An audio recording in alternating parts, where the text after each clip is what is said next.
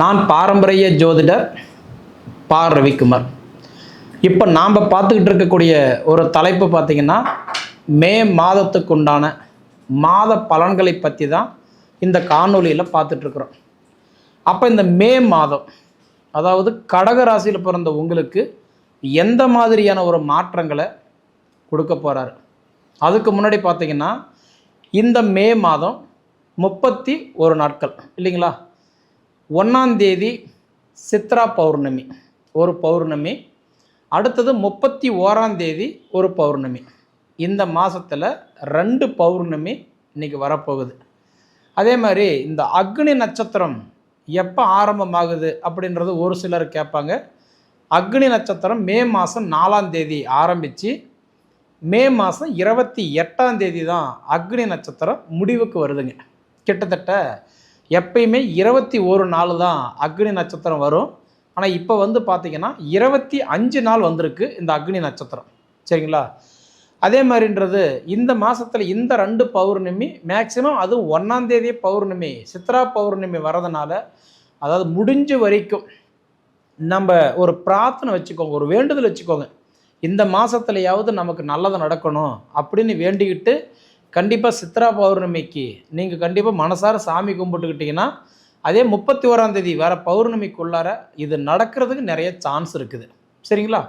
அதனால் 1ஆம் தேதி பௌர்ணமிக்கு வேண்டுதல் வச்சுக்கோங்க, 31ஆம் தேதி பௌர்ணமிக்குள்ளார கண்டிப்பாக இது நடக்கும்.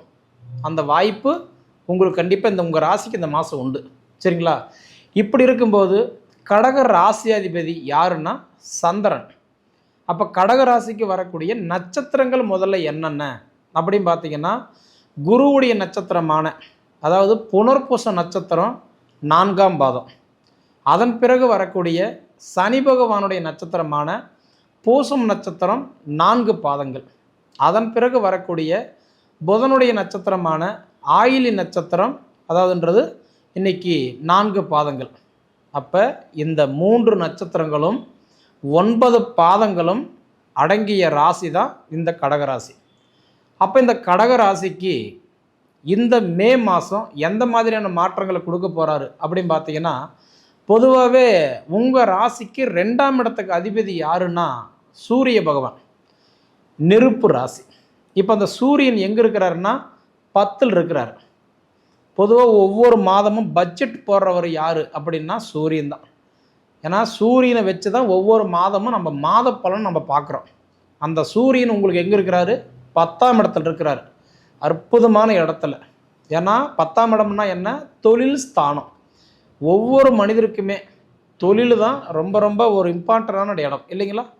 அப்போ அந்த தொழில் ஸ்தானத்திலேயே சூரியன் போய் உட்காந்துருக்கக்கூடிய தருணம் பாருங்கள், ஒரு அற்புதமான வாய்ப்பு. 1ஆம் தேதியிலிருந்து 14ஆம் தேதி வரைக்கும் சூரியன் உங்களுக்கு 10ஆம் இடத்துல இருப்பார். அப்போ எனக்கு தெரிஞ்சு இந்த கடகராசியில் பிறந்தவங்களுக்கு வேலை பறிபோச்சுங்க, வேலை இல்லை, வேலையில் இருந்தும் மன அழுத்தம் இருக்குது, கவலை இருக்குது, குழப்பம் இருக்குது, இது மாதிரி நிறைய கேள்விகள் இருந்ததுன்னா நிச்சயமாக இந்த 10ஆம் இடத்துல இருக்கக்கூடிய சூரியன் 14ஆம் தேதிக்குள்ளாரியே உங்கள் தொழில் மாற்றத்தை ஏற்படுத்தி கொடுத்துருவார். அடுத்தது 15ஆம் தேதி அன்னைக்கு பார்த்தீங்கன்னா அதே சூரியன் 10ஆம் இடத்துலேருந்து 11ஆம் இடத்துக்கு வந்துடுவார், லாபஸ்தானத்துக்கு வந்துடுவார். அப்படி வரக்கூடிய நேரம் நிறைய பேருக்கு பாருங்கள் இந்த கனவு இருக்கும், இடம் வாங்கணும், வீடு கட்டணும், நகை எடுக்கணும், வண்டி வாகனம் வாங்கணும், நம்ம 10 பேர்த்துக்கு மட்டும் நல்லா கண்ணியமாக கௌரவமாக வாழணும் அப்படின்னு நினைக்கிறவங்களுக்கு ஒரு அற்புதமான வாய்ப்பு கொடுக்க போகிறார். எப்படி கூட்டி கழித்து பார்த்தாலும் உங்கள் தனஸ்தானத்துக்கு அதிபதி தொழில் ஸ்தானத்தில் 14 நாளும், அதுக்கப்புறம் லாபஸ்தானத்தில் ஒரு 17 நாளும் இருக்கக்கூடிய ஒரு தருணம், ஒரு அற்புதமான வாய்ப்பு. சரிங்களா? அதனால் எனக்கு தெரிஞ்ச சூரியன் உங்களுக்கு இந்த மாதம் ரொம்ப ரொம்ப ஃபேவராக இருக்கார். ஓகேங்களா? அடுத்தது பார்த்துட்டிங்கன்னா புதன் பகவான் அப்படியே கூடவே ட்ராவல் பண்ணுறாரு. சூரியனும் புதனும் 2 பேருமே மேசராசியில் தான் இருக்கார் 10ஆம் இடத்துல.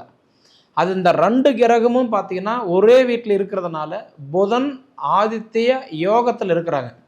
இந்த புதன் ஆதித்ய யோகத்தில் இருக்கக்கூடிய சூரியனும் புதனும் அப்படியே அடுத்தது 15ஆம் தேதி அன்னைக்கு அவர் 2 பேருமே ரிஷபத்துக்கு வந்துடுவாங்க. இணை பிரியாமல் அப்படியே மாறுறாங்க. 15ஆம் தேதியே மாறிட்டு கரெக்டாக ரிஷப ராசிக்கு 10ஆம் இடத்துலேருந்து 11ஆம் இடம் வரார். அப்படி வரக்கூடிய இந்த சூரியனும் புதனும் புதன் பகவான் 29ஆம் தேதி வரை சூரியனோட தான் இருப்பார். 29ஆம் தேதிக்கு மேலே அடுத்தது அவர் என்ன பண்ணுவார்னா 11ஆம் இடத்துல இருந்து 12ஆம் இடத்துக்கு தன்னோட சொந்த வீட்டுக்கே வந்துடுவார். இப்படி வர இந்த நேரம், அதாவது புதன் வந்து 1ஆம் தேதியிலிருந்து 14ஆம் தேதி வரைக்கும் 10ஆம் இடத்துலையும், 15ஆம் தேதியிலிருந்து 29ஆம் தேதி வரைக்கும் 11ஆம் இடத்துலையும், 29ஆம் தேதியிலிருந்து 31ஆம் தேதி வரைக்கும் தன்னுடைய மிதுன ராசியில் 12ஆம் இடத்துலையும் வந்துடுவார். இது எப்படி பார்த்தாலும் அவர் நல்லது தான். 12ஆம் இடத்துல மற்ற வீடாக இருந்ததுன்னா புதன் பகவான் வேலை செய்ய மாட்டார். ஆனால் இவர் வந்து தன் சொந்த வீட்டிலே உட்கார்றாரு. அப்போ வந்து சொந்த வீட்டில் உட்கார கிரகம் 12ஆம் இடமாக இருந்தால் கூட வேலை செய்யும். 10ஆம் இடம் தொழில் ஸ்தானம், 11ஆம் இடம் லாபஸ்தானம், 12ஆம் இடம் மறைவு ஸ்தானமாக இருந்தாலும் அவர் ஆட்சியாக உட்கார்றாரு. அதனால் புதன் பகவான் இந்த மாதம் உங்களுக்கு நிறைய யோசனைகள் கொடுப்பார். ஏன்னா புதன்னா யார்? ஞானக்காரகன், புத்திக்காரகன். அப்படிப்பட்ட புதன் பகவான் அதாவது வரக்கூடிய தருணம் எல்லாம் உங்களுக்கு சூப்பராக இருக்க போகுது. அது போக உங்களுக்கு சூரியன் 10ஆம் இட தொழில் ஸ்தானத்தில் இருக்கிறதுனால இந்த தொழில் பிரச்சனையெல்லாம் உங்களுக்கு இந்த மாதம் குறையும். ஏன்னா நிறைய பேரோட கேள்வி என்ன தெரியுமா, கடகராசிக்காரங்களுக்கு, அதாவது அஷ்டமத்து சனி நடந்தது, முடிஞ்சால் நல்லா இருக்குன்னு சொன்னாங்க, முடிஞ்சு போச்சு, இன்னும் ஏன் நமக்கு கஷ்டமாக இருக்குது, முடிஞ்சிருச்சா முடியலையா, இந்த கேள்வி இன்னுமே உங்கள் மனசில் இருக்குது. முடிஞ்சு போச்சுங்க, ஒன்றும் பாதிப்பு இல்லை, ஏன் உங்களுக்கு வளர்ச்சி இன்னும் கொடுக்கல அப்படி கேட்டால் அதுக்கு ரீசன் ஒன்று தான். நவகிரகத்திலேயே சுபகிரகம் யாருன்னா குரு. குரு கொடுப்பார், எவர் தடுப்பார். அப்போ குரு உங்களுக்கு எங்கே இருக்கிறாரு? மிதுன ராசியில் இருக்கார். உங்கள் ராசிக்கு 12ஆம் இடத்துல இருக்கிறார். எப்படி வேலை செய்வார்? மற்ற கிரகங்கள் எல்லாம் 8 கிரகங்களும் ஒரு வேலை செய்கிறதும் ஒன்று, குரு தனிச்ச ஒரு வேலை செய்கிறதும் ஒன்று. அந்த 8 கிரகங்களோட ஈக்குவல் பண்ணும்போது இந்த குரு மட்டும் ஒன்று வேலை செய்வார். அந்த குரு என்னைக்கு உங்களுக்கு 12ஆம் இடத்துல வந்து உக்காந்தாரோ அதிலிருந்து இது வரைக்கும் கிட்டத்தட்ட 2025 மே மாதம் 14ஆம் தேதி தான் குரு வந்து மிதுனத்தில் உட்காந்தார். அதிலிருந்து இது வரைக்கும் உங்களுக்கு போராட்டம் தான். சரிங்களா?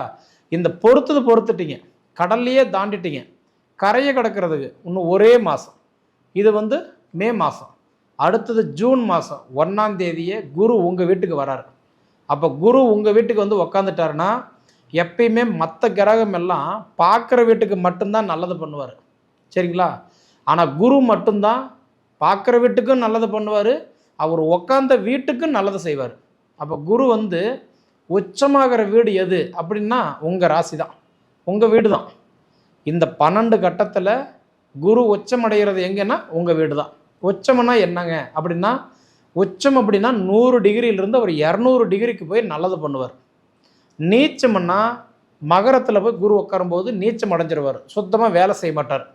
அப்போ நீச்சம்னா செயல் இழந்துருவார், உச்சம்னா அதிர்ஷ்டம். அப்போ குரு வந்து உச்சம் அடைஞ்சு உங்கள் வீட்டில் உட்காரும்போது பொன்னும் பொருளும் பேரும் புகழும் அந்தஸ்து கௌரவத்தையும் கொடுத்துருவார். சரிங்களா? தன்னம்பிக்கை அதிகப்படுத்திடுவார். உழைப்பு வந்து நல்ல ஒரு முன்னேற்றமாக இருக்கும். வரவேண்டிய பைசா நமக்கு தேடி வரும். குடுக்கல் வாங்கல் நல்லாயிருக்கும். உடல் உபாதிகள் சீராக இருக்கும். அதே மாதிரி சுபகாரியங்கள் வீட்டில் நடக்கும். சுபகாரியம்னா என்ன? நம்ம குழந்தைக்கு பெரிய மனுஷி ஆகிறது, அதாவது குழந்தை பாக்கியத்துக்காக எதிர்பார்த்துட்டு இருந்தீங்கன்னா குழந்தை பாக்கியம் கொடுக்கறது, இந்த மாதிரி சூழ்நிலையில் வளகாப்பு பண்ணுறது. பொதுவாக பார்த்துட்டிங்கன்னா இந்த திருமண தடைகள் விலகிறது, தொழிலில் அதாவது அப்டேட் ஆகிறது, சம்பள உயர்வு, ப்ரமோஷன், டெம்பரவரியே வேலை செஞ்சால் பர்மனெண்ட் ஆகிறது. ஏன்னா உங்களுக்கு அடுத்தது எல்லாமே ஃபேவராக தான் இங்கே வருது. இது எப்படி பார்த்தாலும் எனக்கு தெரிஞ்சு இந்த மாதம் மே மாதம் உங்களுக்கு ஒரு அற்புதமான மாதமாக இருக்க போகுது. சரிங்களா? அதனால் எப்பயுமே காய்ச்ச மறந்தால் கல்லடிப்படும்னு சொல்லுவாங்க. கண்டிப்பாக இந்த மாதம் உங்களுக்கு நிறைய சொல்லடி பட போகுது.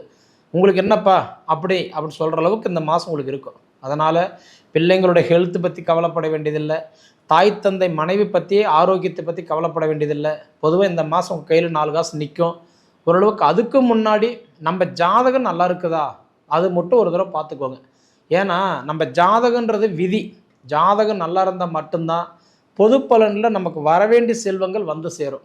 ஜாதகம் கெட்டு போயிருந்தால் பொது பலனில் என்ன தான் கொடுத்தாலும், பழமொழி சொல்கிற மாதிரி தேனெல்லாம் பூசி தெருவெல்லாம் உருண்ட நாள் ஒற்றை மண்ணை தானே ஒட்டும். ஜாதகம் கெட்டு போய் பொது பலனில் என்ன கொடுத்தாலும் நமக்கு அது அமையாது, வராது. விதி நல்லா இருக்குதுன்னு பார்த்துக்கோங்க. கண்டிப்பாக அப்படி நல்லா இருந்துருச்சுன்னா இந்த மாதம்லாம் நிறைய வாய்ப்புகள் இருக்குது. ஏன்னா இப்போ பாருங்கள், உங்களுக்கு வந்து சுக்கிரன் எல்லாம் 11ஆம் இடத்துல இருக்கிறார், அதுவும் தன் சொந்த வீட்டிலே இருக்கிறார். சுக்கிரன் வந்து திடீர் அதிர்ஷ்டத்தை கொடுக்குறவரை யாருன்னா சுக்கிரன் தான். அதுக்கு தான் பழமொழி சொல்லுவாங்க, கொடுக்குறவரை கூரை பிச்சுட்டு கொடுப்பாங்க சுக்கிரன் சொல்லுவாங்க. சுக்கிரன் வந்து உங்களுக்கு 11ஆம் இடத்துல, அதுவும் தன் சொந்த வீட்டிலே இருக்கிறார். 14 தேதி வரைக்கும் சுக்கிரன் தன் சொந்த வீட்டில் இருந்துட்டு 14ஆம் தேதிக்கு மேலே தான் அவர் என்ன பண்ணுறாருன்னா ரிஷபத்திலிருந்து மிதுனத்துக்கு மாறுறாரு. இப்படி மாறினாலும் நிச்சயமாக உங்களுக்கு ஓரளவுக்கு சுக்கிரனும் நல்லா வேலை செய்வார். அதே சமயத்தில் வந்து பார்த்தீங்கன்னா உங்களுக்கு சனி கூட பாருங்கள் 9ஆம் இடத்துல இருக்கிறார், பாக்கிய சனியாக இருக்கிறார். சனி பகவான் உங்களுக்கு அஷ்டமத்து சனி முடிஞ்சு இப்போ பாக்கிய சனியாக வந்திருக்கிறதுனால சனி கூட உங்களுக்கு ஃபேவராக தான் இருக்கிறார். சனி உங்களுக்கு கொடுக்குற அளவுக்கு கூட குரு இந்த வருஷம் உங்களுக்கு கொடுக்கல. குரு உங்களுக்கு எப்போ 12ஆம் இடத்துல மறைஞ்சாரோ உங்களோட வளர்ச்சிக்கு, அதாவது ஒரு முட்டுக்கட்டையே இருக்கிறதே யாருன்னு அந்த குரு தான். குரு போய் 12ல் உட்காந்துட்டார். அதனால தான் உங்களுக்கு எதுவுமே பேரும் புகழும் செல்வாக்கும் எதுவுமே கொடுக்கல. கிட்டத்தட்ட ஒரு கிணத்துல போட்ட கல் மாதிரி கிடந்தீங்க. பொறுத்தது நான் சொல்லிட்டேன், பொறுத்துட்டீங்க. இன்னும் 1 மாதம் பொறுமையாக இருங்க. நிச்சயமாக உங்கள் வீட்டில் சுபகாரியம் நடக்கும், கடன் பிரச்சனை தீரும். வெளிநாடு வெளிமாநில முயற்சி எடுத்துக்கிட்டு இருந்தீங்கன்னா நிச்சயமாக மாற்றம் கிடைக்கும். பொதுவாக எது செய்கிற மாதிரி இருந்தாலும் ஒரு தடவை உங்கள் சுய ஜாதகத்தை பார்த்துட்டு செய்யுங்க, கண்டிப்பாக உங்களுக்கு வெற்றி நிச்சயம். சரிங்களா? சரி நேயர்களே, இதுக்கு முன்னாடி நம்ம சேனலை சப்ஸ்கிரைப் பண்ணாதவங்களாக இருந்தீங்கன்னா சப்ஸ்கிரைப் பண்ணிக்கோங்க, உங்கள் நண்பர்களுக்கு ஷேர் பண்ணுங்கள்.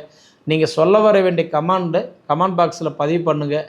அது போக உங்கள் பொன்னான நேரத்தை ஒதுக்கி இவ்வளவு நேரம் என்னோடய காணொலியை நீங்கள் முழுமையாக பார்த்ததுக்கு மனசிலிருந்து கேட்டுக்கிறேனுங்க. நன்றி.